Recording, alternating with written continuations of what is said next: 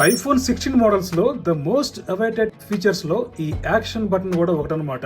ఇప్పుడు ఈ action button మన ఐఫోన్ లో ఏం చేయగలదో ఒకసారి చూద్దాం. ఇంతకుముందు మనకి యాక్షన్ బటన్ ప్లేస్ లో మ్యూట్ బటన్ ఉండేది అనమాట. అది తీసేసి ఇప్పుడు వీళ్ళు కొత్తగా యాక్షన్ బటన్ అయితే తీసుకుని వచ్చారు ఈ ప్లేస్ లో. దీనికోసం మీరు సెట్టింగ్స్ లో ఇక్కడ యాక్షన్ బటన్ ఉంటుంది. ఇక్కడ చూస్తున్నారు కదా, ఇక్కడ మీకు అన్ని సెట్టింగ్స్ ఉంటాయి అనమాట. ఇది నార్మల్ గా సైలెంట్ మోడ్, ఇంత ముందు ఉంది కదా మ్యూట్ బటన్ అని చెప్పేసి, అదే ఇది చేయగలదు. నెక్స్ట్ వచ్చేసి ఫోకస్ మోడ్.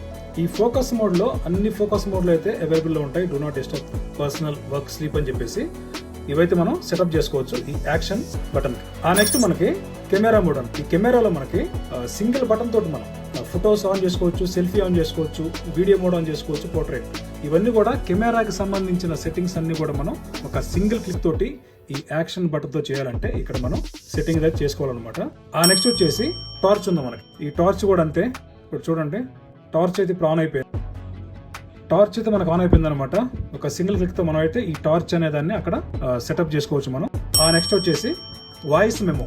ఎవరైతే రెగ్యులర్ గా రికార్డింగ్ చేస్తూ ఉంటారో, వాయిస్ మెమోస్ ఇస్తూ ఉంటారో వాళ్ళకైతే మాత్రం ఇది బాగా యూజ్ అవుతుంది. మీరు ఒక సింగిల్ క్లిక్ తోటి దీన్ని అయితే ఇక్కడ మీరు సెటప్ చేసుకోవచ్చు. సింపుల్ గా ఈ వాయిస్ మెమో యాక్షన్ బటన్ కి ఇచ్చేసి జస్ట్ మీరు హోల్డ్ చేయండి. ఇక్కడ మీకు పైన చూస్తున్నారు కదా, ఇక్కడైతే మీకు రికార్డ్ అయిపోతుంది మీరు మాట్లాడిన విషయాలన్నీ కూడా. ఇది పాజ్ చేసుకున్న తర్వాత దీన్ని మీరు చెక్ చేయాలంటే వాయిస్ మెమోస్ దీంట్లోకి అయితే వచ్చేస్తూ ఉంటాయి అనమాట, మీరు రికార్డ్ చేసుకున్నవి కూడా. నెక్స్ట్ ఫీచర్ లో మనం రికగ్నైజ్ మ్యూజిక్ అనమాట, ఇది సెటప్ చేసుకోవచ్చు. లేదా మనం నెక్స్ట్ ట్రాన్స్లేట్, ఇది కూడా మనం అయితే ఈ యాక్షన్ బటన్ లో సెటప్ చేసుకోవచ్చు.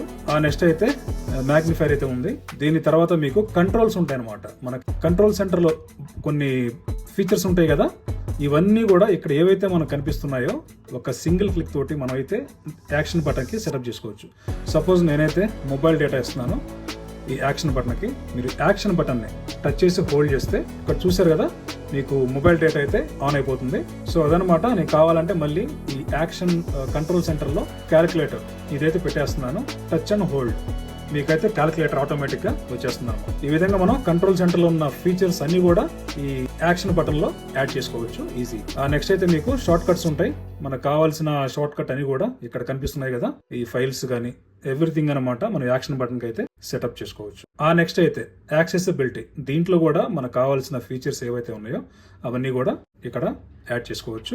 నెక్స్ట్ వచ్చేసి నో యాక్షన్. ఇది పెట్టేసామంటే ఈ యాక్షన్ బటన్ కి ఎలాంటి యాక్షన్ అయితే ఉండదన్నమాట. ఇదే అనమాట మన యాక్షన్ బటన్ చేసే వర్క్ అయితే ఇదే. సో ఇలాంటి యూస్ఫుల్ కంటెంట్ కోసం మన ఛానల్ అయితే సబ్స్క్రైబ్ చేసుకోండి, రాజు టెక్ హబ్ ఛానల్ ని. వీడియో నచ్చితే లైక్ చేయండి. Thank you.